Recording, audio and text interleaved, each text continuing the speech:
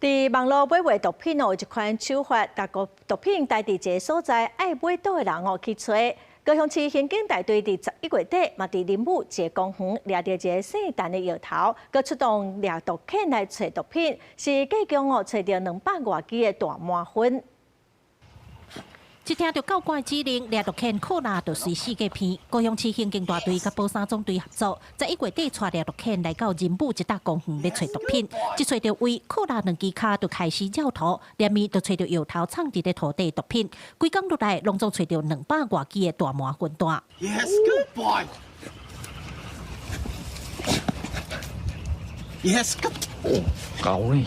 今年28岁姓陈的摇头，透过网络通讯软体和接毒的人去下订单，等收到汇款了后，姓陈的摇头就选一寡较偏僻的所在，甲毒品带落去涂骹，然后甲物件定规团伙摇骹，互因家己去挖。警方表示，这是即阵正接用来买卖毒品的手路，叫做洗转手。摇头摇骹免见面，就会当买卖交过，减少去互警方查到的风险。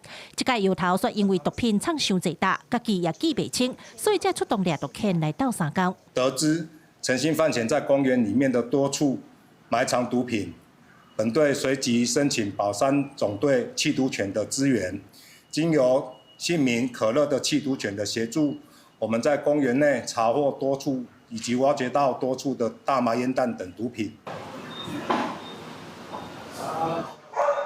找到毒品就随大声飞，警方表示，掠毒犬会当闻到涂骹底3公尺深的气味，嫌犯甲毒品藏伫咧20公分深的土地，对因来讲是小可代志。现在姓陈的嫌犯已经羁押禁见，认为买卖是2级毒品大麻，未来相当会当判无期徒刑，甲1500万以下罚金。记者柯家如邱朝阳高雄采访报道。